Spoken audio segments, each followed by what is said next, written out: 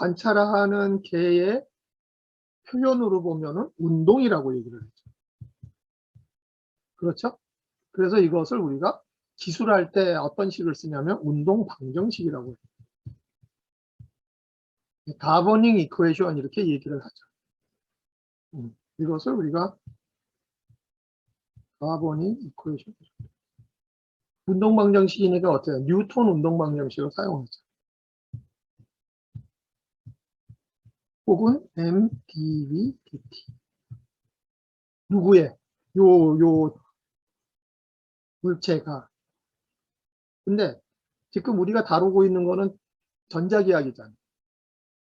전자기라는 거는 뭐예요? 물체가 갖고 있는 전기적 특성이지. 물체가 갖고 있는 전기적 특성. 이걸 우리가 차지라는 단위로 표현을 하고 있죠. 그러니까 실제 운동 방정식은 어떻게 돼요? 중력장에서 받고 있는 힘이 있죠, 일단. 다음에 무슨 힘이 있어요? 먼지가 전기를 띠고 있으면 이렇게 쭉 끌려다니고 머리카락이 쭉 딸려 올라가는, 이게 운동을 하잖아요. 이것을 설명할 때 여기서 나오고 있는 힘이 전기장에 의한 힘을 꼭 받아요. 제가 드리고 싶은 이야기는 뭐냐면은 우리가 생각하고 있는 순서가 항상 운동을 먼저 생각한다. 그리고 여러분이 잘 알다시피 자기장이 있었을 때는 움직이는 입자들은 어떤 운동을 하냐면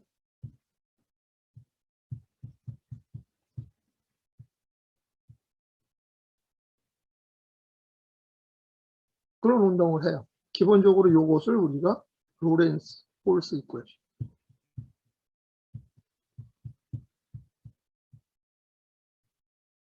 그러니까 이 그림 하에서 우리가 이야기를 해요.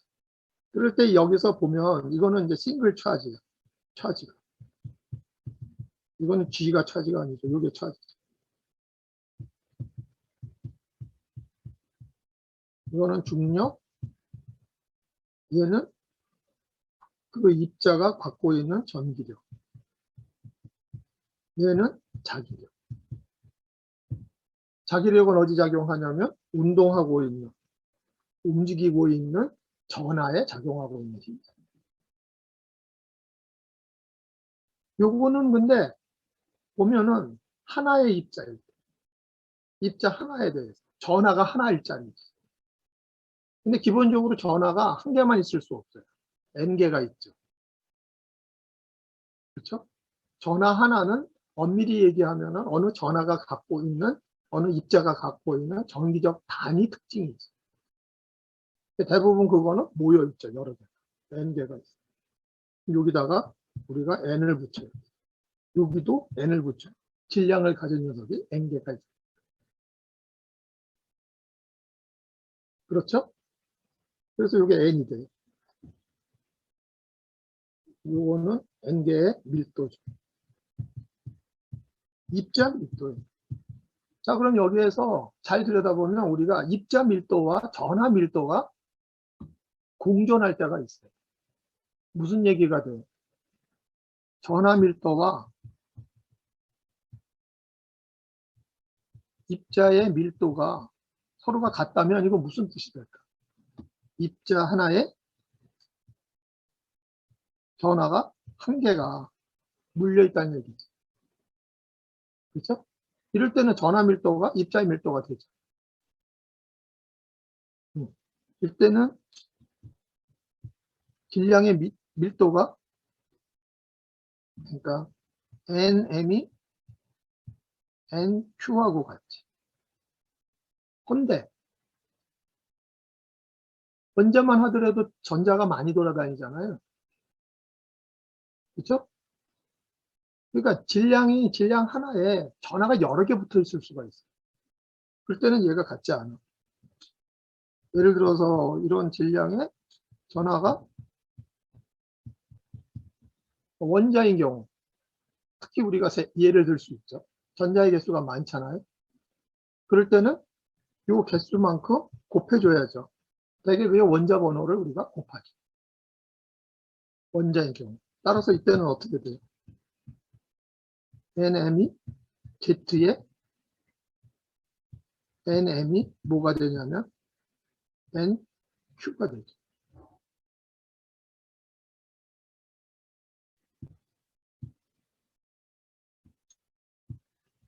N에 되죠. 그렇죠? 그래서 이제 N개를 우리가 다뤘어. N개를 다룰 수가 있죠. 자, 그래서 개념이 한 개에서 N개를 다뤘고 N개의 전하가 Z개가 있다라고 다뤘어. NM이겠죠. 자, 그런데 이게 NG가 입자들도 뭉쳐 있고 풀어져 있고 할 수 있죠. 그렇죠? 밀도가 높은 데가 있고 낮은 데가 있죠. 그런 문제를 다룰 때 우리가 어떻게 다뤄요? 디스트리뷰션을 놓죠. 그래서 전하의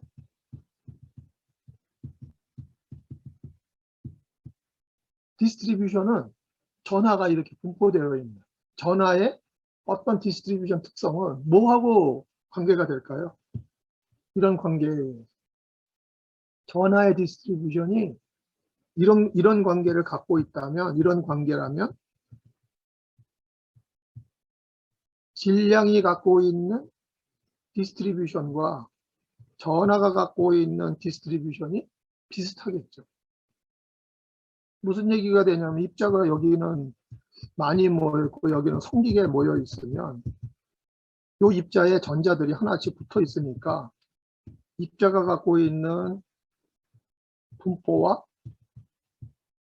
전자가 갖고 있는 분포는 같은 함수를 쓸 수 있죠. 그렇죠? 우리가 생각을 그래서 나중에 분포하고 있구나, 전하가 분포하고 있구나, 이게 생뚱맞을 수가 있는데 1차적으로는 어떻게 생각을 해요? 입자가 분포하고 있는 거를 전하들이 같이 분포하고 있다고 가정해도 좋죠. 그럼 입자들은 분포를 어떻게 해요? 운동을 하고 있으니까. 두 번째는 열 운동을 하고 있죠. 그래서 얘네들의 분포는 대부분 속도에 대한 분포예요. 열 운동을 하고 있죠. 그 전자들도 어떻게 분포를 해요? 열 운동을 하고 있는 것에 분포 특성을 지배를 받는다고 가정하죠. 자, 생각을 이렇게 묶어나갈 수가 있어요. 기억해두면 편리해. 마지막으로 우리가 이제 다룰 게 지난 시간까지 있는데 같은 전하들, 지금 여기에서 따졌던 이 분포를 따졌던 것들은 뭐예요? 전하 상관하지 않고 그냥 분포를 본 거야. 그런데 대부분 같은 전하를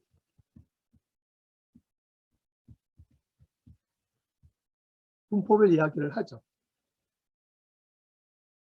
근데 여기에서 이제 잘 들여다보면 입자의 분포와 입자의 열 분포와 전하의 분포는 차이를 가져. 무슨 차이를 가질까? 예를 들어서 여러분들이 이렇게 많이 모여있고 뭐 강의실에는 사람들이 많이 모이고 복도에는 사람들이 적고 이걸 분포함수로 그릴 수가 있죠. 그렇죠? 위치에 대한 분포로 그릴 수가 있죠. 그런데 전하는 어떤 분포의 특징을 가질까?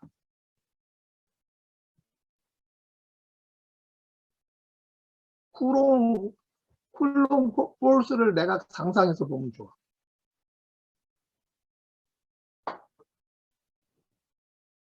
입자들은 자기네들끼리 이게 조금씩 당기지. 그러니까 잘 모여 있어. 근데 전하는 어때?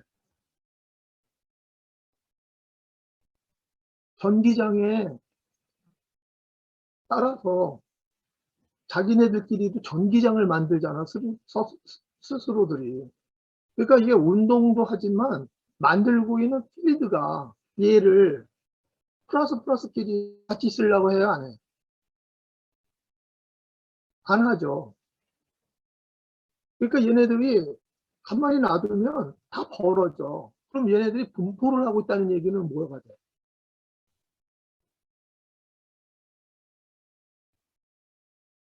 전화가 플러스 전하하고 마이너스 전하가 R인 위치에 있다는 이야기는 서로 뭐를 받고 있다는 얘기. 여기 있을래면. 저 멀리 있는 녀석을 여기다가 이렇게 갖다가 놔야지. 그럼 여기 있다는 이야기는 뭐예요? 그만큼의 뭐를 갖고 있는 걸까요? 포텐셜 에너지를 갖고 있는. 그래서 이 분포는 필드에 영향을 받는 포텐셜을 갖고 있는 분포 특성을 추가적으로 가져요. 그것들을 볼츠만 릴레이션이라고.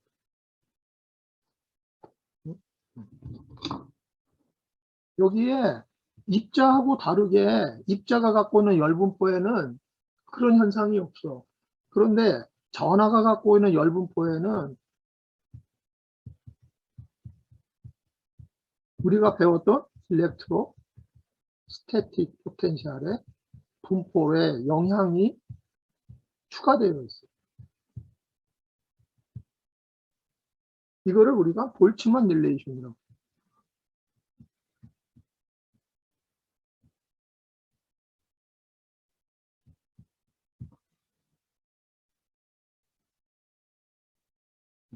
그래서 걔는 대부분의 분포 함수가 익스포넨셜 프로퍼티를 갖고 있어서 익스포넨셜 열운동을 거부하는 값. 이 값은 익스포넨셜 열운동을 거부하는, 얘가 갖고 있는 이 열운동이죠. 열운동을 저항하는 포텐셜 값으로 나타나. 요게 볼츠만 릴레이션 혹은 볼츠만 팩터라고 얘기를. 여러분이 플라즈마 전자역학을 가시면 처음부터 다루는 요 값을 우리가 표현해서 추가적으로 다루. 자, 생각을 정리를 하면 한 개를 가질 때는 분포로고 뭐고 볼 이유가 없죠. 얘를 이제 N개가 모여있는 전하들을 내가 볼 때는 이 문제를 다루는데 생각이, 그런데 전하는 그냥 입자들이 모여있는 거하고는 조금 성질이 다른 거야. 왜? 전하적인 성질에 추가적으로 열운동하고 밸런스를 갖고 있는, 왜냐면 열을 막 갖고 있는데도 불구하고 그 자리에 있어야 되니까 추가적인 무슨 에너지가 더 들어가 있겠다라고 충분히 상상할 수 있겠죠. 그렇죠? 모여 있어야 되니까, 전하를 가진 같은 전하들끼리 그 자리에 모여 있어야 되니까 이거는 에너지를 갖고 있는 거지. 여러분들이 5층에 있으려니까 5층만큼의 포텐셜 에너지를 내가 주고 가요. 거기 있으면 그만큼을 내가 갖고 있는 거지. 되죠? 개수가 많아질 때의 문제야. 그래서 이제 분포함수를 생각. 아, 이거는 어떤 뭐 속도에 대한 분포, 에너지에 대한 분포, 이렇게 특성을 우리가 이야기를 할 수 있죠. 연력학에서 여러분이 분포를 갖고 있는다라는 말은 배운 적 있죠. 네. 그래서 연력학은 분포함수를 의미를 해요. 자, 그런데 여기 이제 또 하나가 있어. N 차지가 많이 모여 있는데 같은 종류의 차지가 모여 있는 경우하고 일반적으로는 미시세계에 들어가 보니까 차지가 어때요? 항상 많은 경우 짝을 갖고 있어. 거기까지 이제 들어간 거야. 아, 이게 밖에서 보고 있는 전기장이 점점 좀 전기장의 원인의 근처로 가까이 가서 들여다보니까 뭐가 있느냐면은 N개의 이렇게 디스트리뷰트한 문제까지가 보여졌고, 그 다음에 그 속으로 들어가서 보면 짝을 갖고 있어. 그러니까 짝이니까 얼추 보면은 뭘로 보여요? 중성으로 보여요. 전기장은 안 띈 것 같이 보여요. 근데 가까이서 들여다보니까 아, 울퉁불퉁하다 이거지.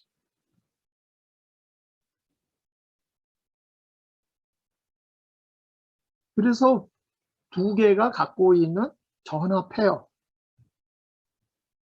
여기서부터 이제 N개가 갔죠.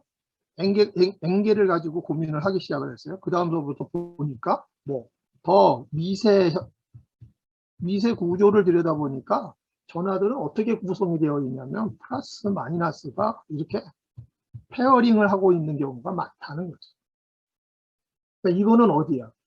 잘 들여다봤으니까 소스 안쪽으로 들여다봐서 이거는 처가지가 분포되어 있는 안쪽에 페어로 분포되어 있는 것들이 기본적인 쌍둥이 형태가 많더라. 이게 기본적인 성질이죠. 그래서 얘가 만드는 게 뭐냐면 다이렉트릭 프로퍼티. 뭐로 대표해서 나타나냐면 상대 유전율 값으로 우리가 표현이 됩니다. 그래서 걔를 어떻게 다루느냐가 지난 시간에 우리가 다뤘던 얘기죠. 그러면 여러분이 설명을 할 수 있죠. 한 개가 만드는 힘과 짝이 만드는 힘, 그 다음에 짝이 만들어지는 힘하고 또 한 개가 있으면 그냥 추가적인 한 개만 내가 고려할 수도 있고, 미세하게 보면은 이게 3개, 4개, 5개, 6개 밸런스를 얘를 계속 더해가면 되겠죠. 자, 여기에 계속 더해간다라는 표현을 썼는데 왜 가능할까? 벡터의 선형성 때문에. 이 성질이 지금 선형적으로 더해질 수가 있어요. 그냥 벡터 라인을 우리가 고백골로 만들지를 않아요. 하나 더하기 하나 더하기 하나 더하기 소스가 하나 있으면 하나. 자, 두 번째는 미세 구조니까 여러분들이 미세 구조의 문제를 다룰 때는 항시 뭐로 수렴이 되냐면 우리가 배운 수학에서 뭐를 쓸까요? 미세라는 거는 뭐예요? 상대적으로 미시적인 세계는 내가 보고 있는 개와 이 보고 있는 개와 얘네들이 갖고 있는 개의 D와 관찰하고 있는 거리에 매우 작다라는 뜻이죠.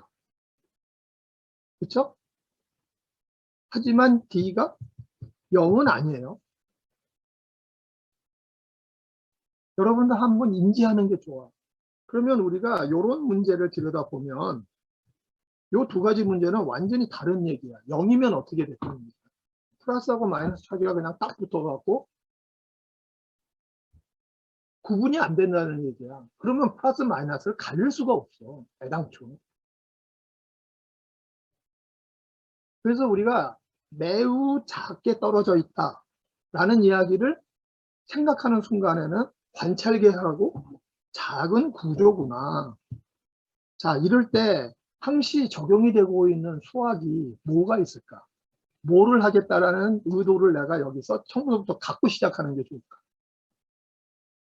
이럴 때 우리가 잘 쓰는 게 R분의 D예요. R분의 D를 하나의 입실론으로 잡은. 입실론이라는 건 여러분 미분할 때 뭐였었어요? 미분소. 입실론이 사람들이 많이 잡아. 이것들이 0에 수렴한다고 얘기할 수 있죠. 하지만 0은 아니에요. 그리고 이렇게 수렴이 될 때 이게 굉장히 작은가? 1이라고 쓰고 있는 이 행위는 수학적으로 내가 뭐에 접근하겠다는 뜻이 될까? 이게 화면 끄고 계시는 분한테 질문이에요.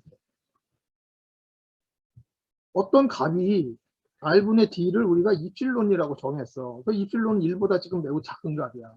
자, 이렇게 됐을 때는 어떤 식을 입실론으로 전개할 수 있죠. 어떻게 돼?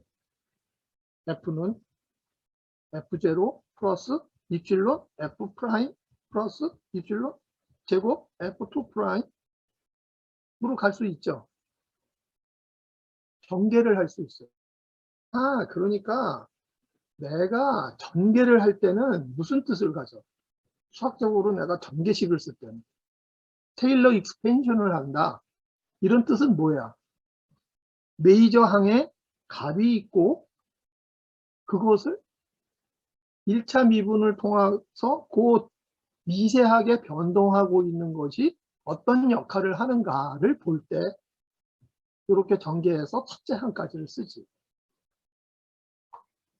이것을 사람들이 알다가 보니까 요 첫째 값이 의미가 있는 거를 내가 예전에는 이게 거의 0으로 도달하니까 요거만 갖고 따졌지. 하지만 0이 아니기 때문에 0이 아닌 것이 주고 있는 현상을 내가 따질 때는 항상 전개 첫째 항까지 따지거나 심하게는 두 번째 항까지 따져. 그리고 최근에 와서는 이게 어렵지가 않아. 왜? 수학에 컴퓨터에다가 그냥 시키면 돼. 그래서 n차까지를 쭉 내가 쫓아가 볼 수가 있어. 어떤 조합이 일어나면. 자, 거기에서 사람들은 힌트를 얻었어. 일단은 크기가 내가 보고 있는 문제에서 입실론으로 취할 수가 있는 상황이 벌어지면 첫째 항까지는 가본다. 어떻게 가봐? 테일러 익스펜션을 시켜서 가봐. 우리가 공학 수학에서 배운 익스펜션 시리즈를 쓰는 이유 중에 하나예요. 퓨리에 시리즈 말고 테일러 익스펜션을 쓰는 전개 방정식을 쓰는 되게 이거를 우리는 어심토틱하다 이렇게 얘기를 하죠. 근사적으로 어심토틱 솔루션을 내가 구하는 방법이죠. 현재 잘 생각하고 있으면 돼. 써먹기 굉장히 유리해. 자, 요거를 가지고 우리가 F1까지를 구했는데 바로 여기에서 왜냐하면 미시적인 구조에서 페어가 갖고 있는 D가 거리라는 게 있단 말이야. 내가 보는 거리하고 차이가 있어. 그 D 오버 R을 보면 매우 적어. 아, 요거를 내가 입실론으로 놓고 전개식을 쓴 거야. 그래서 폴라라이제이션 P를 구했지. 얘가. 요 포텐셜을 내가 그래서 구했어요. 자, 그래서 R인 지점에서 내가 얻는 포텐셜이 두 페어가 만드는 포텐셜을 그렇게 해서 얻었지. 야, 기능적으로 여러분들이 잘 갖고 있으면 좋아.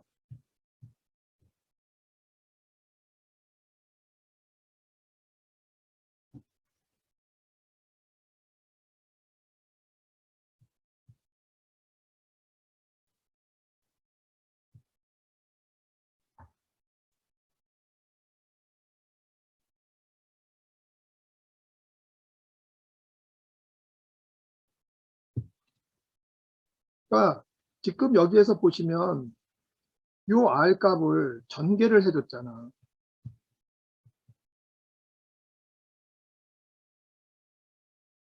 뭘로 전개를 했어요? R분의 D로 전개를 한 거지.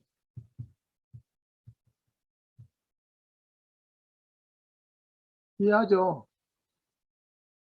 그러니까 내가 항상 1 플러스 X의 N승을 내가 이렇게 전개를 할 때는 이유가 있는 거지. 얘가 X가 절대값이 1보다 작다. 그럼 내가 전개를 해서 근사값을 내가 구하고 싶은 거지. 근데 이게 수학적으로는 근사값을 구하는 건데 물리적으로는 근사값이 아니야. 근사를 시켜서 그 속에 무슨 현상이 있는지를 찾는 거예요. 조금은 개념, 어프로치하고 있는 개념이 달라. 내가 근사를 시키면 근사된 솔루션을 구하는 게 아니야. 그치? 여기서 지금 근사를 시켜놨더니 뭐가 됐어? 요만큼 D의 차이를 2분의 D가 갖고 요만큼 2분의 D가 가져서 여기서 만드는 2분의 D의 플러스하고 2분의 D의 마이너스의 합이 만들고 있는 필드 델타 B의 변화량을 내가 본 거야. 그럼 이거는 근사를 시켰다고 표현하면 오해할 수가 있어. 이렇게 근사를 시켜서 수학적 근사 방법을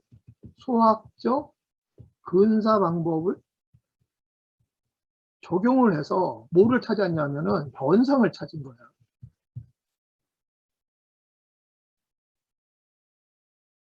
그러니까 현상이 근사된 게 아니야. 현상이 근사된 게 아니죠. 그죠? 이해하시겠죠? 근사된 현상을 보는 게 아니죠. 근사식을 쓴 거지. 근사식을 써서 뭘 찾았어요? 현상을 찾은 거지. 현상을 근사시키기 위해서 쓴 게 아니지. 이해하세요? 말의 차이가 큰 차이야. 그러니까 내가 수학을 근사식을 쓰는 거야, 우리가. 이렇게 이필론으로 표시가 될 때 수학적인 근사 방법을 내가 적용을 하면 그 속에 숨어 있는 현상을 발견할 수가 있어요.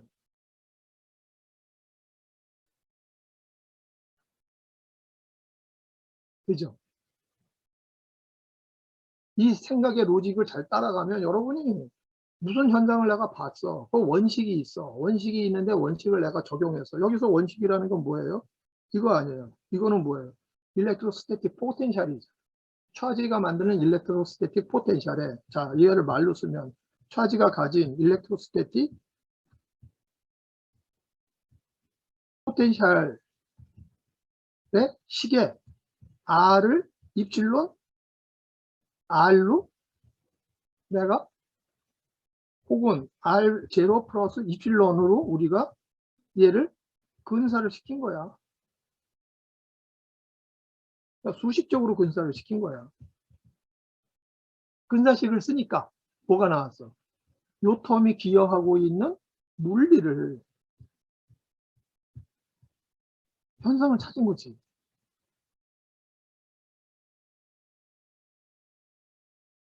됐어요? 그 예를 우리가 한번 본 거야. 그러니까 일렉트로 다이폴 모먼트는 그 녀석들의 차이가 만들는 요거의 요만큼의 플러스 입실론, 마이너스 입실론의 차이, 거리 차이가 만들고 있는 포텐셜의 크기야. 됐죠? 자, 마지막으로 하나, 우리가 걸핏하면 여러분들이 퍼터베이션 시어리라는 게 있어요. 석동이라고 그러죠. 이게 무슨 얘기냐면 n을 n0 플러스 n1, n1이라는 값은 굉장히 작은, 그 마치 이하고 같아. r 플러스 이필론하고 r0 플러스 이필론 한 요 이필론 미소 값을 넣어주는 거야. 왜? 우리가 이렇게 근사를 해보니까 현상을 찾기도 해. 그러면 어느 의미의 값이 원칙은 모르더라도 내가 미세한 값을 넣었을 때 아주 작은 이거에 0.001 n0 값 같은 것을 추가적으로 넣어서 문제를 풀어보니까 얘네들이 무슨 현상을 발현을 시켜. 를 찾을 수 있는 확률이 있죠. 그럴 때 여러분들이 퍼터베이션 시어리라는 것을 이 근사 방법이나 원리적으로는 같은 거지. 할 수 있겠죠. 그러니까 내가 어떤 제로스 오더라고 그러죠. 여기에서 보면은 이 텀에 의해서 생긴 거는 당연히 우리가 처음에 이해를 했죠.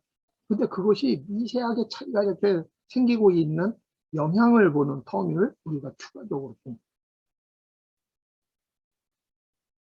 그래서 미세 변화를 추적하는 방법이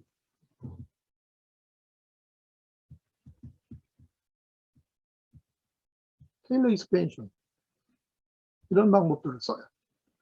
테일러 전.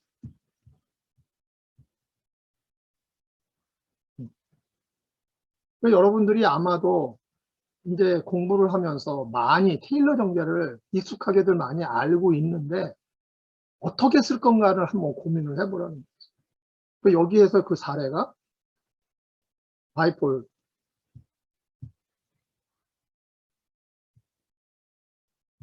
문제에서 다뤘어요. 자, 기억하시고 두 번째는 여기서도 마찬가지죠. 다이폴 하나가 만드는 것을 구했지 아까? 또 다이폴도 어떻게 가요? 개념적으로 n개가 돼야죠. 그렇죠? 다이폴도 n개가 되고 n개 다음에는 어떻게 쓰겠어요? 다이폴들이 분포되어 있는 문제를 풀기. 응. 다이폴들이 분포되어 있는 문제를 풀어. 그리고 여기서는 뭘 풀어요? 포텐셜을 구하지. 포텐셜을 미분을 하면 뭐가 돼? 거리에 대해서 미분은. 포텐셜 그레디언트가 뭐예요? 필드지. 필드는 어디 써먹혀? 필드를 알면 뭐가 돼? 뭐를 내가 이해하는 게 도움이 돼? 필드를 알면. 필드에다가 텍스트 차지를 갖다 놓으면 내가 원하는 어떤 차지가 얼마만큼의 힘을 받고 뭐를 해? 운동할 것만을 내가 알게 돼. 그죠?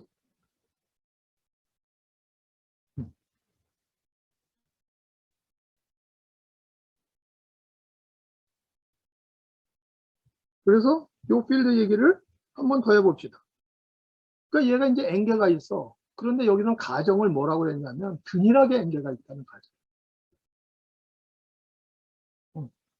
그냥 우리가 가정 세울 때 균일하게 있다. 균일하게 있어요. 그러니까 이 안에 균일하게 다이폴들이 놓여 있을 때 식을 보시면 한 개에 있는 아래 단위가 만들고 있는 덴시티, 여기 폴라라이제이션 필드 P라고 정의했죠. P.R. 네? 적분 형태죠. 볼륨 적분이요. 볼륨 적분이니까 어떻게 구성이 되느냐 하면은 내가 갖고 있는 바운더리까지를 다 포함하고 있는 녀석이지. 근데 폴라라이제이션은 어떤 특징을 갖고 있어요? 페어들이 존재를 하는데 상상을 해보면 바운더리에 가면 이 페어가 어떻게 될까? 안에 있는 페어끼리는 만약에 완벽하게 짝을 이룬다고 그러면 더하기 빼기 더하기 빼기 더하기. 그럼 가장자리는 어떻게 돼요? 마치 차지가 있는 것처럼 되죠. 그래서 공간에 있는 프로퍼티와 가장자리 프로퍼티로 나눠져요. 이거를 우리한테 자, 그래서 그것을 봐요. 그걸 적분을 한 거야, 여기서.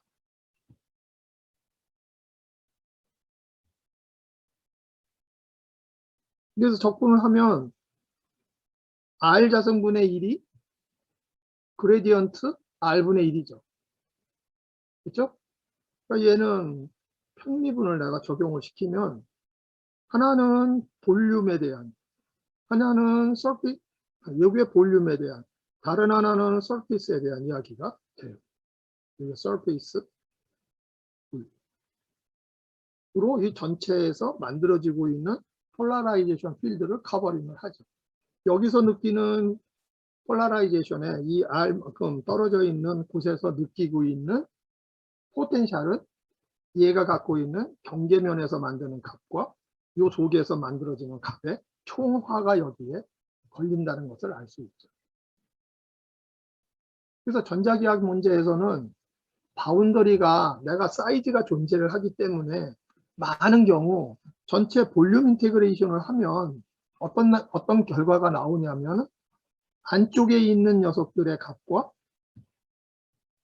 가장자리에 있는 녀석들의 값, 가장자리와 속에 있는 내부에 있는, 그래서 볼륨이라고 표현을 하고 있고 얘는 서페이스라고 표현을 하는 두 가지의 특징의 합의꼴로 현상이 설명이 돼요. 이유는 이것이 항상 어떤 디스트리뷰트 되는 전화 덩어리가 있잖아. 만약에 이게 없다면 어떤 공간일까? 바운더리가 없는 공간이겠죠. 그렇죠? 바운더리가 없는 공간이지. 그러니까 무한대 공간이야. 무한대 공간에서는 무슨 문제가 없어요? 얘가 없죠. 정의가 안 되지. 바운더리가 정의가 안 되니까. 그렇죠? 그래서 여러분들이 어느 문제에서 볼륨 인테그레이션을 하잖아. 아, 그러면 속에 있는 녀석과 껍데기에 있는 녀석이 결과가 공존하겠구나. 껍데기에 있는 녀석과 속에 있는 녀석이 공존하겠구나 라고 이해하면 되지. 그럼 내가 이 속에 들어가 있으면은 어떤 일이 벌어져? 이 속에서 내가 관찰하는 사람이라면 껍데기 일이 내한테 보이겠어? 안 보이겠어? 안 보이지. 내 밖에 쪽에 있으니까. 내가 느끼는 건 뭐예요? 안에 있는 것만 보이지. 그러니까 이거하고만 얘기를 하겠지. 그렇죠?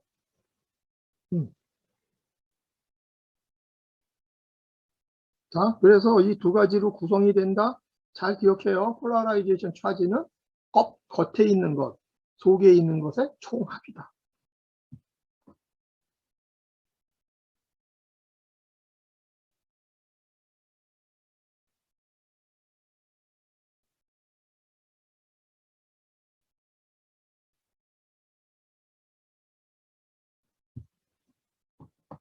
자, 그래서 폴라라이제이션 필드는 R 자성으로 되는 거는 여러 번 설명을 했어요. 폴라라이제이션 다이폴 포텐셜은 왜 R 제곱이 돼? P에 D가 있는 거리에 대한 디멘전을 갖고 있어서 에너지임에도 불구하고 R 자성으로 보여. 근데 여기서 잘 들여다봐야 되는 거는 뭐야? 이 필드는 여러분이 설명을 할 수 있어. 다이폴이 만들고 있는 포텐셜은 어떤 텀이 되는 거예요? 4파이 이필론 제로의 1, 이거 매그니튜드만 보자. R 자성의 P야. 그죠? P는 뭐예요?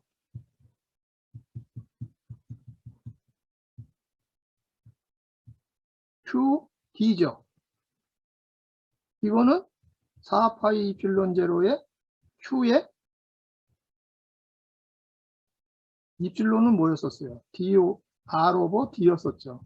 이필론 R분의 1이지.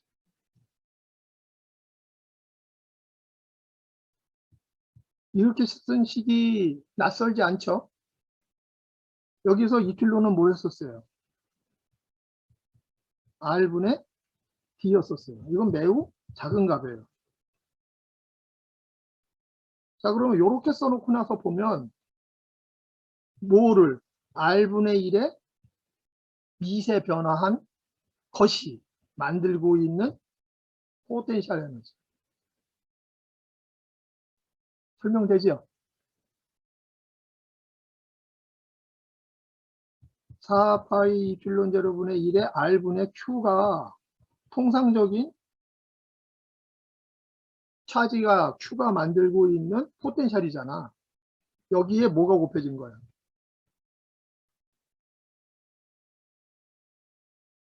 네?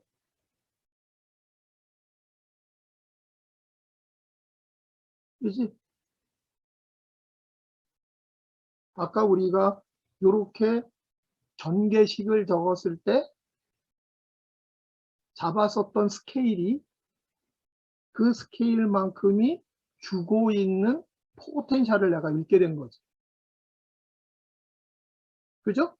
그래서 다이렉트릭 포텐셜은 뭐 우리가 구하고 다 구했어. 근데 이것을 식을 이렇게 바꿀 줄 알면 뭐를 내가 감상할 수 있냐면 다이렉트릭 포텐셜은 처음서부터 아주 작은 값의 페어들이 만든 쌍이 주는 작은 변동값.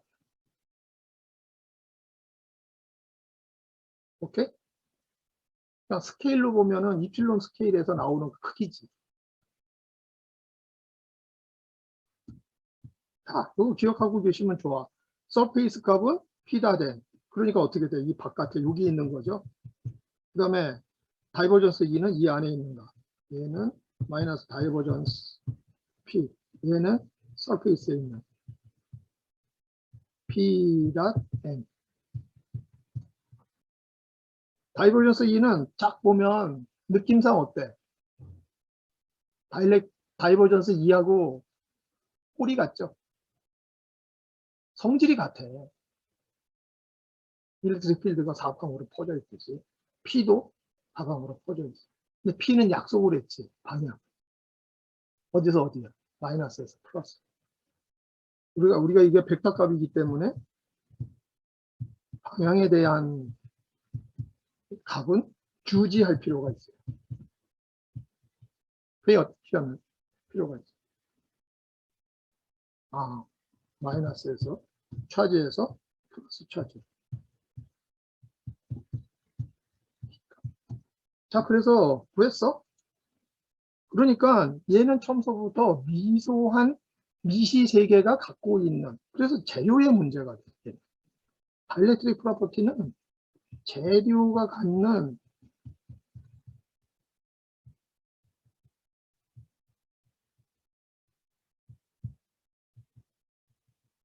재료가 갖고 있는 전기적 성질을 설명하죠. 그래서 머티리얼 프로퍼티예요. 머티리얼 일렉트릭 프로퍼티.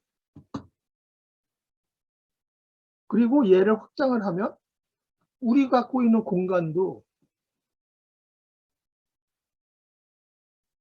전기적 성질을 갖고 있는 거죠. 그 성질이 이필론 제로야. 근데 이 성질의 특징은 뭐야? 우주 공간이라는 특징은 뭐야? 바운더리가 없죠.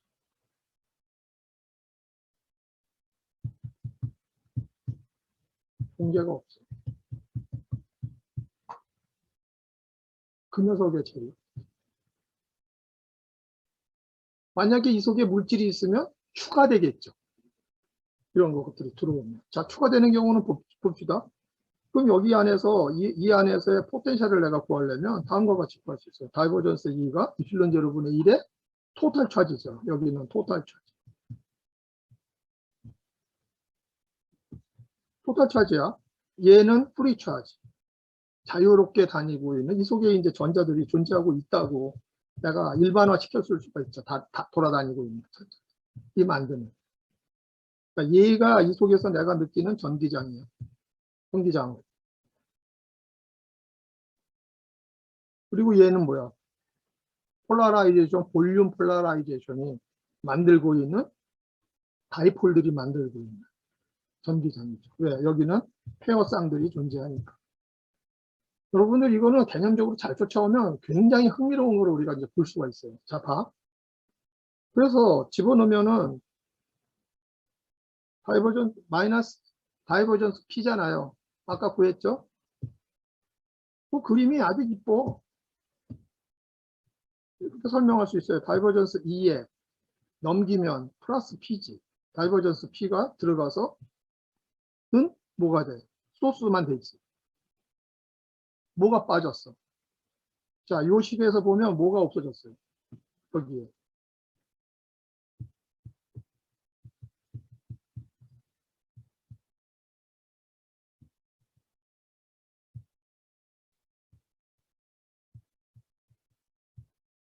그래서 얘를 집어넣은 거지.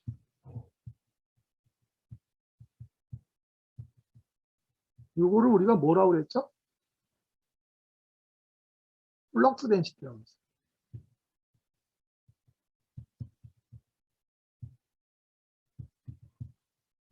소스에서부터 나오는 플럭스 값이야. 얘는 뭐였어?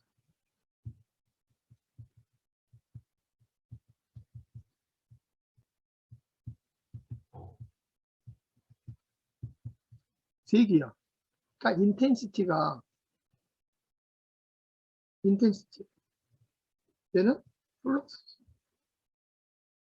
실제 안에 있는 플럭스는 이 녀석들에 의한 플럭스를 포함해서 형성이 되겠죠. 다이폴도 필드를 만들고 있으니까. 그렇죠? 자, 그래서 이 값이 일렉트릭 플럭스 덴시티. 요 프리 차지는 뭐예요? 다이렉트릭 프로퍼티는 여기서 고민할 필요가 없어지는 거죠. 그죠? 플럭스 값으로만 내가 이해할 수가 있어요. 자, D는 이필론 2의 얘의 플러스 폴라라이제이션.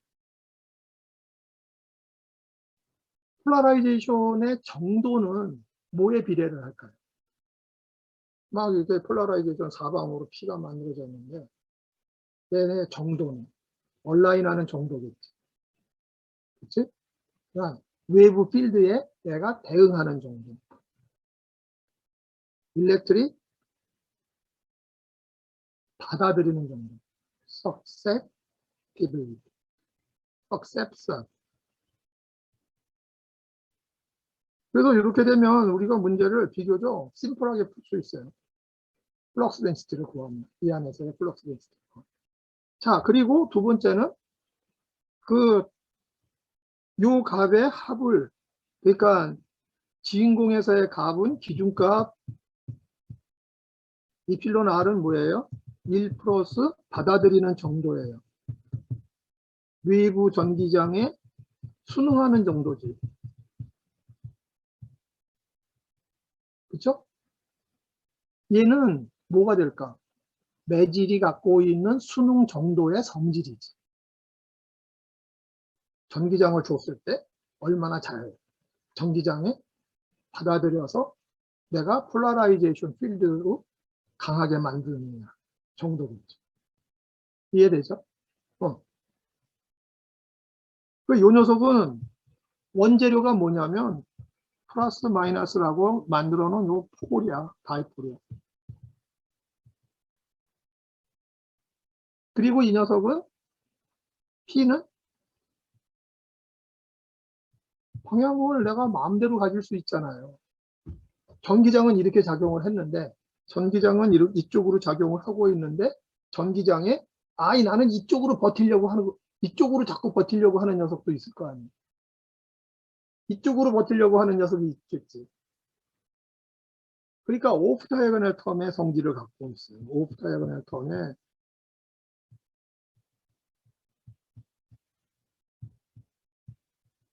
얘는 그거에 짝이 되고 있는 반대 방향으로 상응하는 역시 이쪽도 오프 다이어고널 텀이죠.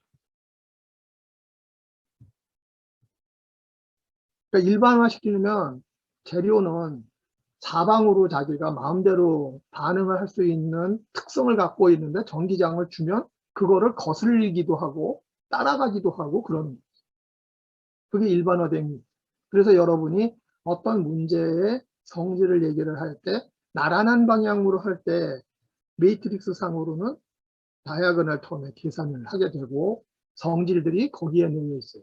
실제적으로 전기장을 구하는 것도 중요하지만 재료의 성질을 구할 때는 이 다이엘렉트릭 프로퍼티가 굉장히 중요하죠. 다이엘렉트릭 프로퍼티를 우리가 정할 때는 X방향, Y방향, G방향의 성질을 다 봐야 전체의 성질을 우리가 다 관찰할 수 있어요. 그런데 잊지 말아야 되는 건 가상 모델이 뭐였었어? 폴이 플러스 마이너스로 이렇게 만들어져 있는 P 마이너스 쪽이니까 이제 마이너스 P 방향이죠.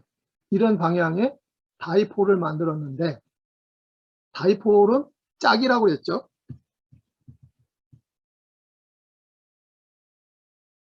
응? 그리고 어떤 특징을 갖고 있어요? 이 D가 뭐였었어?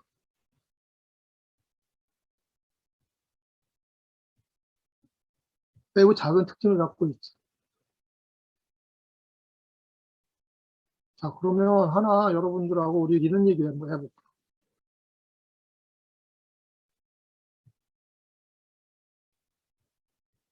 이 공간에 플러스 마이너스 플러스 마이너스 플러스 마이너스 플러스 마이너스 막 이렇게 붙어 있어. 공간에 자유롭게 전하가 분포되어 있어. 플러스 마이너스 플러스 마이너스. 그런데 우리한테 익숙한 거는 뭐냐면 자, 물질이 이렇게 플라스틱 같은 물질이 아니라 공간 안에 있어. 공간 안에. 전하가 공간 안에 있어. 그럼 어떤 예가 되느냐면 원자를 예를. 그러면 얘는 뭐가 돼요?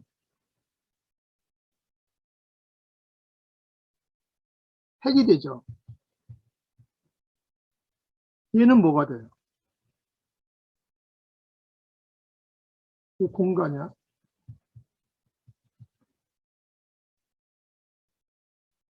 얘는 뭐가 돼요?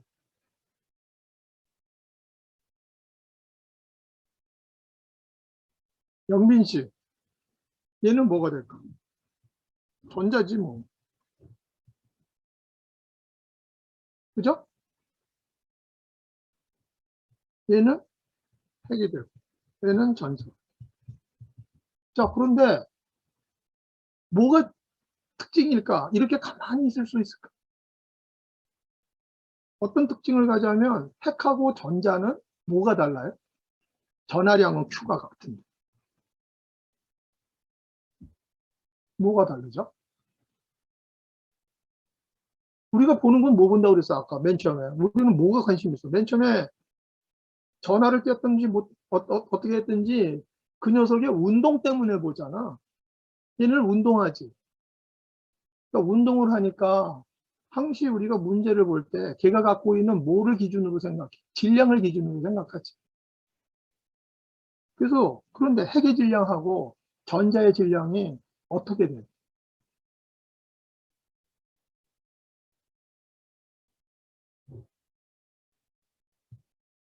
핵의 질량과 전자 질량은 기본적으로 핵의 질량이 엄청 크잖아.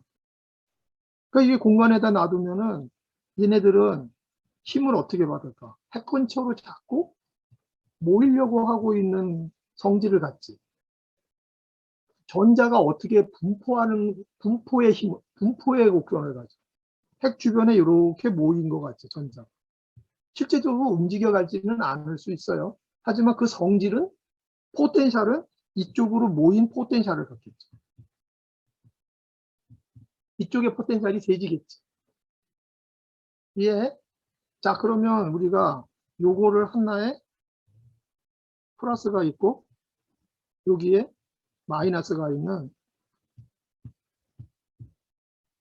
요런 것을 뭐로 보일 수가 있어요? 요 거리의 부피 거리는 D라고 가정하고 우리가 보고 있는 거는 이미 R은 크니까, 자, 안에는 플러스 전하에 마이너스들이 이렇게 둘러싸여 있는 것 같이 가정할 수 있어요, 없어요? 할 수 있죠? 그 얘를 하나의 뭐로 볼 수 있어요? 다이폴로 볼 수 있어요. 그렇죠? 이렇게 자유롭게 움직이고 있는 플러스 마이너스가 자유롭게 움직이고 있는 것을 플라즈마라고 해요. 이 다이폴을 플라즈마 다이폴이라고 해요.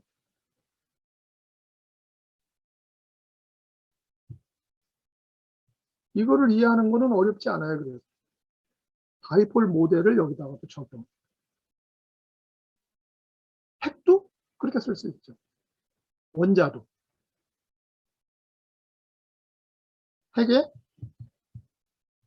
플러스에 전자가 있다고 그래서 요건 미세한 다이폴로 볼 수 있죠. 요거는 그거보다 크기가 큰 다이폴이 되겠죠. 배경은 뭐야? 진공이니까 이필론 제로에 이필론 P만큼. 그래서 폴라라이즈 되어 있는 특징으로 이 문제를 들여다보죠. 자, 그래서 이 다이폴이라는 개념은, 다이렉트릭 컨스탄트라는 개념은 내가 전하들이 모여 있는 데서 짝으로 모여 있는 과정이 형성될 수 있는 환경이면 쓸 수 있는 모델이에요. 아주 중요한 모델이 되죠. 잘 기억해 두시면 좋고요. 히스테리시스라는 성질은 당연히 그 입자들의 거동이라고 생각하면 되기 때문에 전기장에 따라서 반응하는, 결국은 이 순방향의 서빌리티와 반대 방향의 세시빌리티의 프로퍼티의 베이스가 차이가 나는 거죠. 그리고 이제 다음에는 다이렉트릭 컨스탄트라는 스트렝스라는 게 있어요. 다이렉트릭이 버티는 전기장에서 말 그대로 뭐가 될까요? 스트렝스니까.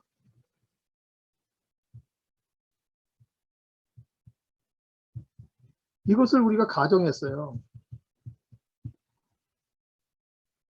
그럼 견디는 크기가니까는 뭐가 되겠어요? 이게 바운드 돼서 이쪽에는 마이너스가 있고 이쪽에는 플러스가 있죠. 지금 이 매질에.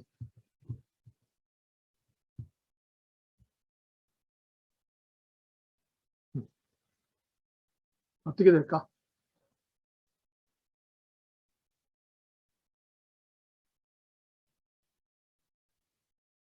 여기 있는 전하들이 페어는 지금 바운드 되어 있죠.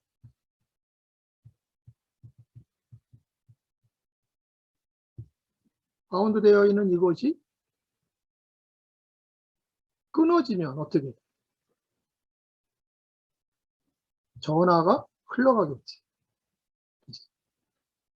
자, 공간 안에서 얘네들이 바운드 되어 있지 않고 흘러가 버리는 현상을 우리가 브레이크다운이라고 해요.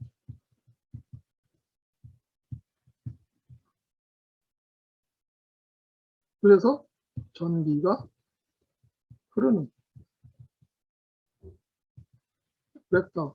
브레이크다운이 만들어질 수 있는 세기, 전기장의 세기를 우리가 일렉트릭 스트렝스, 브레이크다운 필드예요. 일렉트릭 필드.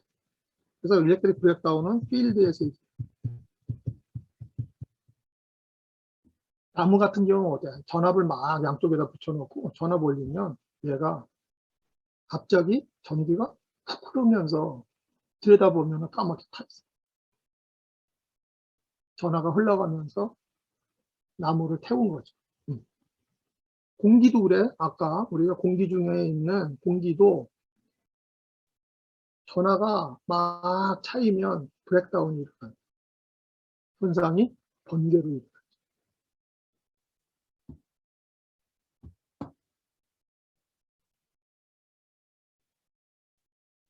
다이렉트릭 프로퍼티는 이런 그 일렉트릭 필드에 반응하는 성질을 갖고 있다. 그리고 공기에서 일어나고 있는 것을 우리가 여러분들이 플라즈마 핵융합 플라즈마 실험에서 이 파션 커브를 경험을 해요. 아, 가스가 갖고 있는 브레이크다운을 일렉트릭 필드를 우리가 측정을 하죠. 플라즈마 전자, 핵융합 플라즈마 그걸 실험해요.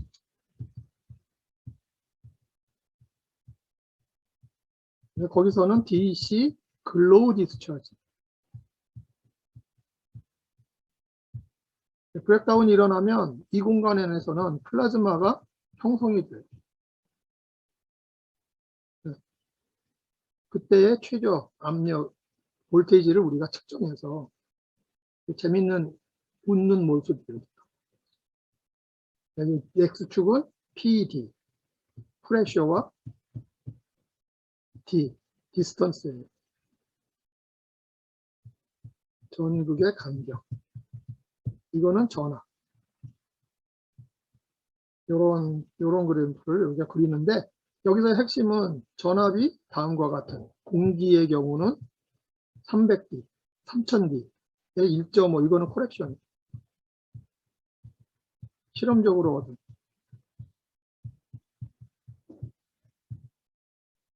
그래서 공기의 브레이크다운 볼테이지는 3kV/mm.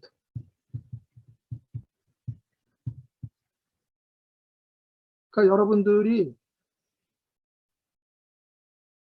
그 전철역 같은 데 가서 보면 전철이 이렇게 쭉 들어올 때 혹은 비 오는 날 전철이 들어올 때 이게 불꽃이 어때요? 반짝반짝반짝반짝 튀죠. 그렇죠? 거기에 흐르고 있는 게 10kV, 20kV 고전압이 흐르잖아요. 그러니까 그 대고 있는 값이 가까이 가면은 스파크가 일어나는 게 이 브레이크다운이.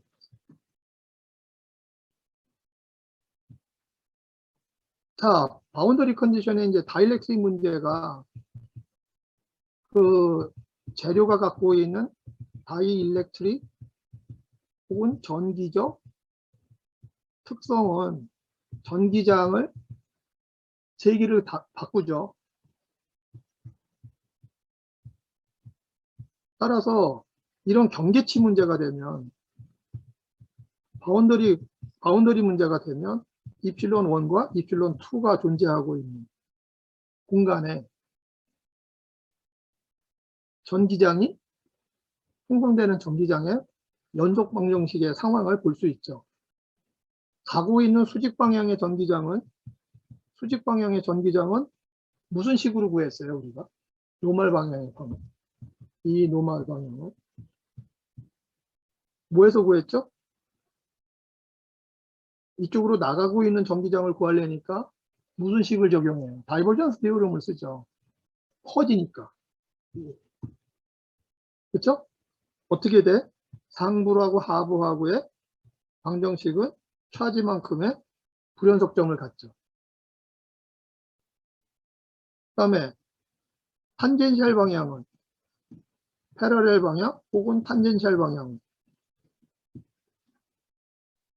이쪽 방향의 필드를 봐야 되니까 무슨 식을 적용할까?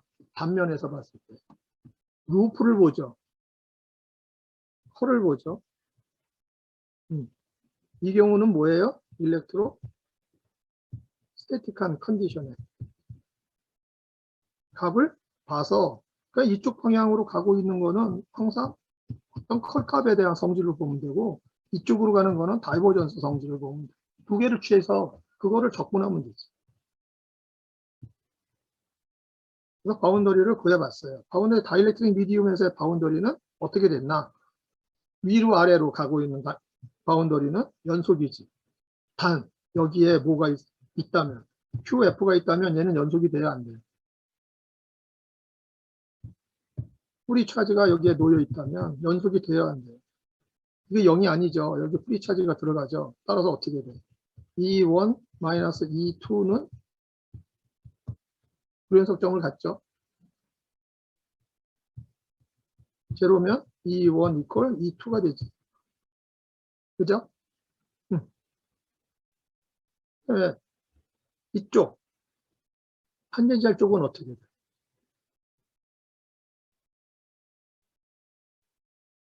아이, 쏘리. 여기 있네. 제가 지금 잘못 얘기했네. 불연속점을 갖죠? 이게 노멀 방향. 이 얘기고. 탄젠셜 방향은 소수가 없죠. 컬 2가 제로인 스태틱 컨디션이죠. 그죠? 자, 그러면 이 얘기를 잘 봐. E1하고 E2가 이쪽에서는 크기가 같고, 이쪽의 방향에서는 크기가 서페이스 차지 때문에 달라질 수가 있지. 그러면 이쪽에 E1과 E1은 어떻게 표현이 되냐면 E1T 플러스 E1 노멀 방향이잖아. 아래쪽은 어떻게 돼? E2는 E1, E2T 탄젠셜 플러스 E2 노멀 방향이지. 얘가 서로 같지 않으면 E2는 방향을 바꾸죠. 방향을 바꾸는데 기여하는 녀석이 누구야?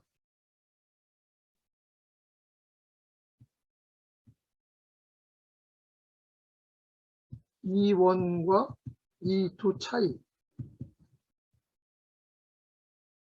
실제적으로는 뭐가 차이 나지? E1 상대 유전율과 E2 상대 유전율 값이 차이가 나는 거죠.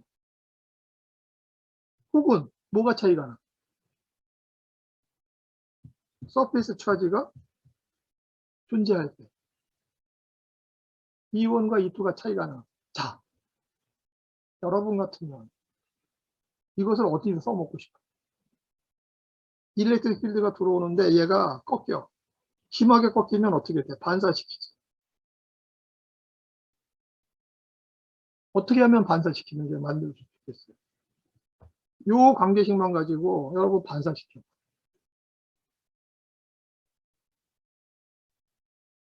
여기다가 차지를 주거나 또는 이 재료하고 이 재료의 차이를 키우거나 하면 되겠죠. 그래서 여러분 선글라스가 E2로 코팅을 하거나 또는 밖에서 햇빛이 들어오는데 이렇게 막는 창 요새 나온다고 하죠. 뭐를 하는 걸까? 표면에 전류를 싹 흘리면 반사율을 키울 수 있겠지. 그치? 전기 끄면은 없어지는 거. 영화에서 나오는 거잖아요. 안에서 조사실에서 누가 조사 막 하고 있는데 밖에서 보는 사람이 안 보이다가 딱 스위치 누르면 어떻게 돼? 스크린이 쫙 없어지고 안에서 밖에서 다 보이죠. 우리 창도 요새 그렇게 많이 만들려고 노력하죠. 그래서 재료하는 사람들이 열심히 이런 재료들을 개발하고 만들고 그래요.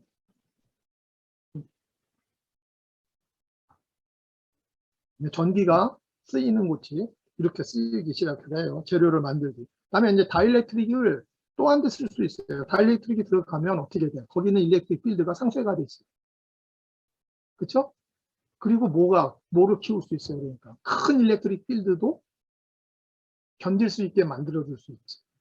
지금 무슨 얘기가 되냐면 일렉트릭 필드가 있으면 여기 차지 플러스 Q, 마이너스 Q를 우리가 많이 쌓아 놓을 수가 있어요. 포텐셜을 여기서 상단에 하단에 포텐셜을 우리가 키울 수가 있어요. 뭐가? 다이렉트릭. 다이렉트릭 값이 큰 값을 우리가 충전시킬 수 있죠. 그래서 캐패시턴스 값은 여러분이 잘 알다시피 뭐에 비례를 해? 입실론의 D 오버 간격, 간격, D의 면적. 얘가 L인 거는 이게 무한평면이라고 그래, 면적.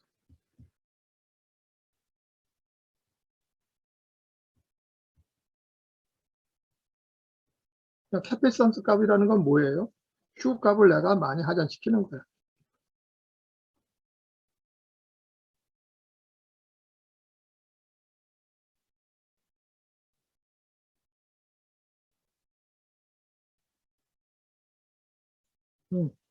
자, 굴절이라는 이야기는 우리가 상상해서 볼 수 있어요. 그러니까 굴절은 결국은 다이렉트릭 컨스탄트의 레이시오가 중요한 인자로 작용을 하죠.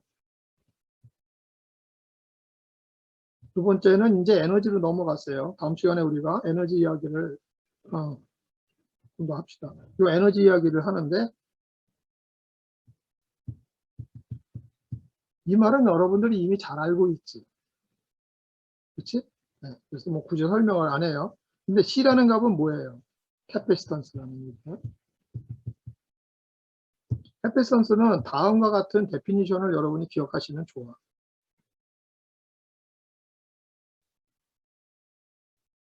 표면에 하전되어 있는 전하량과 그 볼륨 안에 있는 전하를 충전하는 힘의 비율이야.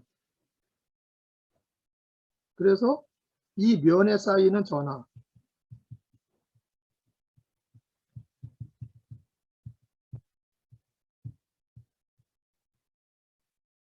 Q값, 그리고 그 간격상에 쌓이는 전하. 그래서 Q 이퀄 CB에서부터 나오는 값이에요.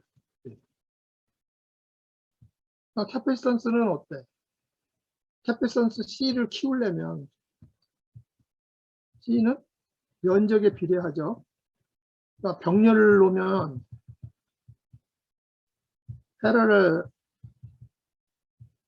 캐패시턴스를 놓으면 캐패시턴스는 값이 C1, C2, C3가 토탈 캐패시턴스가 커지죠. 그렇죠? 병렬이면 C1, C2, CN이 CT가 돼요. 그래서 얘를 여러분 놓는 거를 캐패시터 뱅크라고 해요.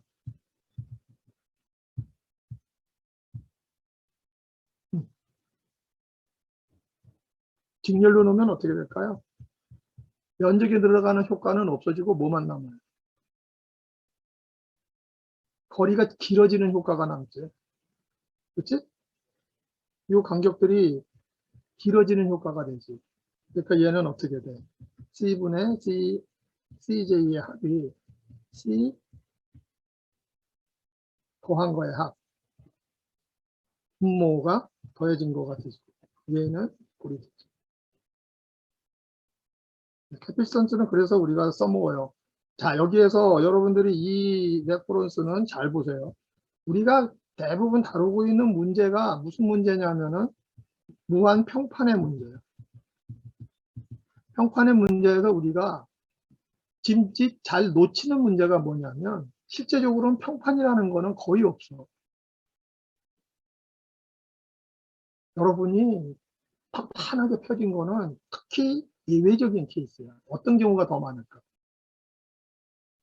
공률을 갖고 있는 여기에가 이렇게 휘거나 이런 곡률의 문제가 많아요. 그러니까 일반화해서 어떤 현상을 가정할 때 곡률을 꼭 염두에다 둬. 곡률이 들어가면 이래.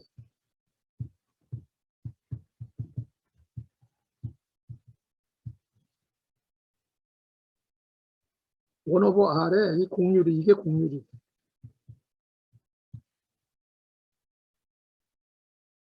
그래서 곡률이 들어가면, 여기가 곡률이잖아. 이 r이라는 게, 이 곡률이 들어가면 익스포넨셜한 프로퍼티를 가져.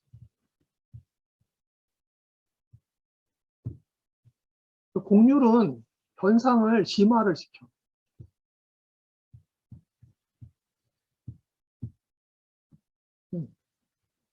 즉, 곡률이 아주 심한 게 뭐가 될 것 같아? 피레칭 같은 경우.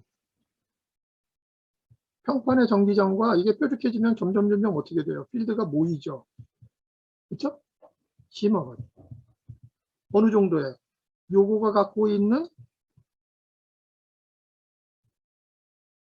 곡률을.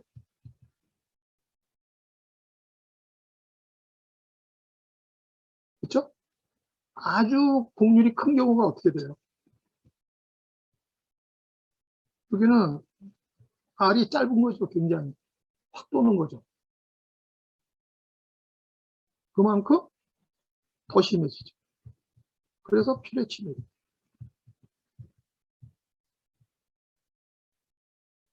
뾰족해지면 뾰족해질수록. 그래 곡률의 효과, 요 문제에서는 코엑시얼 케이블 라인은 일반적인 우리가 여러분이 많이 보는 전선이에요. 중앙에 동심 축이 가고 선을 이렇게 연결하는 선들이 있죠. 그렇죠? 그런 선들을 대개 코엑시얼 축을 동심축 X가를 여기가 같아. 얘를 기준으로 공유하고 있어. 하지만 더 중요한 건 뭐냐면 이 곡률이 만들고 있는 포텐셜은 상당히 심화돼요. 곡률에 의해서. 대부분 심화. 왜? 이게 커지니까 얘네들의 현상이, 이렇게 됐던 현상이 확 모이기 시작을 했죠. 이해되겠죠? 어떤 현상의 문제를 봤을 때 우리가 문제가 이렇게 휘는 문제를 항상 같이 생각을 하라, 이런 뜻이에요. 이 문제가 주는 메시지는 그거예요. 잊지 마세요. 그러니까 내가 이런 판의 문제를 생각을 하다가 이런 라드의 문제로 항상 생각을, 여기서 구의 문제를 보는 거는 그리 어렵지 않아. 왜? 이것이 사방으로 되어 있다 차이밖에 없어서. 그런데 펴진 거하고 휜 거를 보는 거는 생각에서 꼭 붙여서 나가야지 돼. 같이. 어떤 문제를 봤을 때, 아, 이게 핀 거의 문제를 풀었으니까, 아, 나는 뭐 다 이해했어가 아니라, 휘면 어떻게 될까? 꼭 한 번씩 고민하세요. 표 있는 문제. 그래서 실린더리컬 코디네이터로 내가 문제를 변환해서 보는 것에 좀 더 익숙해지면 여러분들이 상당히 앞으로 어떤 현상을 해석을 하고 볼 때 도움이 많이 돼요. 자, 에너지 얘기하고 다음에는 그 이미지 차지, 그 다음에 라플라스 트랜스폼 이야기를 하겠습니다. 사실 오늘 끝내고 다음 시간 리뷰하려고 그랬는데 리뷰를 지금 먼저 하고 다음 시간 할게요. 아마 여러분들이 뭐 내용에 대해서는 어려운 게 없죠. 그렇죠? 근데 이런 생각을 어떻게 내가 종합해서 활용하느냐, 내 지식으로 만드느냐, 이 얘기에 제가 계속 강조를 하고 있는 거예요. 그리고 월요일 날 아마 여러분들한테 문제풀이 공지를 할 거예요. 다음에 다룰 주제가 이제 에너지의 문제죠. 에너지는 여러분 이미 잘 알고 있어. 어떻게 돼? 이해하고 Q 전압하고 곱하면 뭐가 돼? 에너지지. 얘가 여기에서 얻은 에너지. 그러니까 얘가 만드는 에너지 포텐셜이 있고 얘가 만드는 포텐셜이 있으니까 1이 2하고 결합하고 2가 1하고 결합하는 게 항상 짝이 돼서 2분의 1 에버리지를 취해요. 더블 카운트가 돼서 에너지는 QV잖아.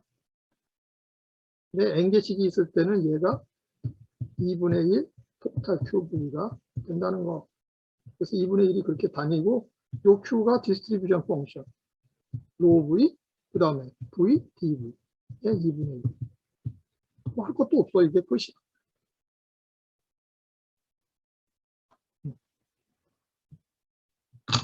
다음 시간에 이것을 보시고요. 여기도 똑같대. 하나, 두 개, 그 다음에 N개 디스트리뷰트 됩니다. 그러니까 전자역학에서 여러분들이 이 연습은 충분히 했다고 가정하고 전공 들어가면은 이야기를 여러분들이 그 강의 내용을 습득하는데 도움이 많이 될 거예요. 왜 저기서 디스트리뷰션을 가지고 문제를 다루는가. 이런 전개 과정을 통해서 우리가 생각을 발전시켜 간 거거든요. 그래서 거꾸로도 갈 줄 알면 좋죠. 싱글 포인트 차지로 내가 문제를 만들어 놓고 해석을 해봐도 상당히 도움이 돼요. 그리고 이것을 이제 운동 방정식에다 자꾸 집어넣으려고 노력을 해줘야 돼. 또 하나 뭐가 있어? 여러분들 역학 문제 풀 때 어떻게 풀었어요? 파티클 컬리전 풀 때 어떻게 풀었어?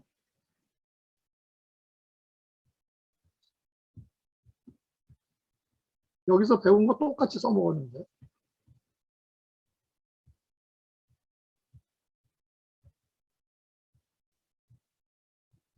모멘텀 컨서베이션 했죠. P는 NV. 두 번째 뭐 취하죠? 에너지 컨저베이션. 네, 에너지 컨서베이션. 자, 에너지 컨서베이션에도 속도 구하고 모멘텀 컨서베이션에도 속도를 구해요. 그런데 모멘텀 컨서베이션은 뭐를 갖고 있느냐?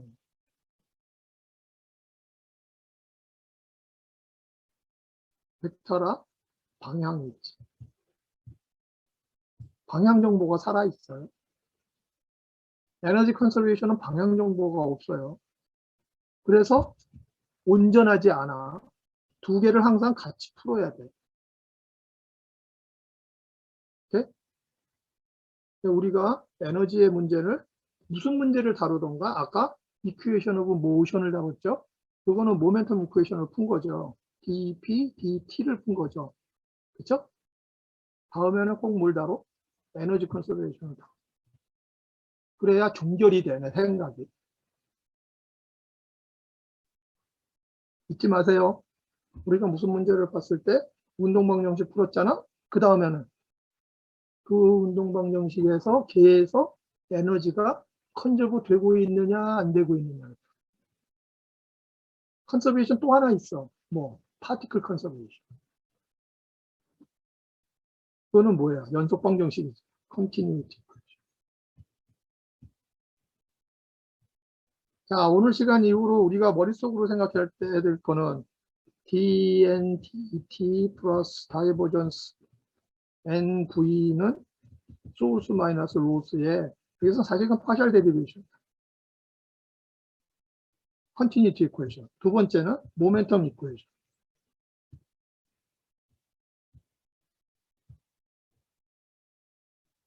3번은 에너지 컨서베이션. 에너지 컨서베이션을 다루려니까 우리가 스태틱 스토리지 에너지를 다루는 거야. 얘는 안 다뤘지. 네. 차지가 어떻게 만들어지고 어떻게 안 없어지고 이거는 우리 다루지 않았어. 이거는 어떻게 가정하고 있는 거야. 파워 서플라이에서 전화를 넣어줬다. 이렇게 생각하고 있는 거라 얘를 안 다뤘어요. 안 다뤘을 뿐이야. 근데 여러분은 무슨 문제를 보든지 컨티뉴이티 이퀘이션, 그 다음에 모멘텀 이퀘이션, 그 다음에 에너지 이퀘이션. 이 세 가지는 기본이다. 기억 꼭 하세요. 중간고사 문제도 세 개를 묶어서 푸셔야 돼. 자유롭게.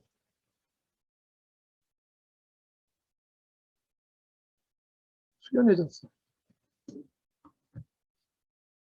자, 문제들 잘 보시고 못 푸는 문제 없을 거야.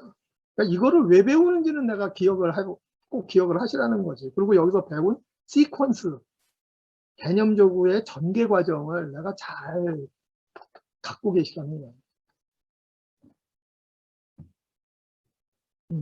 적어도 이거 뭐에다가 쓰려고 그러고, 왜 쓰고, 왜 이하에서 뭐 하려고 이러는 이야기는 안 나와야지. 이 수업 끝나고 난다. 아마 여러분 전공하시는데 굉장히 도움될 거예요. 이 세 가지 항상 생각할 때 잊지 마. 컨서베이션, 이 세 가지 컨서베이션 꼭 기억하시고 문제를 접근해서 보세요. 내가 사고할 때. 자, 수요일 날 우리가 마무리 짓고 시험은 3장까지. 주로 뭐 문제 풀이가 많이 있을 거예요. 그래서 월요일 날 여러분들이 열심히 하시고 수요일 날 한 번 더 수업하고 마무리 다음 주에 시험. 질문. 혹시 학교 나와서 시험 보는 게 부담되거나 이러세요? 나는 걱정이 돼서 나가기 싫다 이런 분 계세요? 그렇지는 않죠? 난 집 밖에 나가면 너무 무서워 못 나가겠어요 이런 사람 계세요? 나름대로 학교가 많이 준비를 하고 있어요. 여러분들이 수업 끝나면은 일부는 수업도 하고 있거든요. 매번 수업이 끝나면 매번 청소를 해요. 세정을 해요. 그래서 또 안전에 각별히 주의를 할 거고, 또 혹시나 여러분들 마스크도 앞에 비치가 되어 있고, 조심해서 우리가 시험 볼 수 있게 준비를 해놓을 테니까 걱정하지 마시고 한번 와보세요. 네. 자, 여기까지 하겠습니다. 교수님, 감사합니다. 네, 교수님, 네. 월요일에 문제풀이를 한다는 건 어떤 건가요? 수업 시간에 여러분들하고 아마 이 조교하고 문제를 풀 거예요.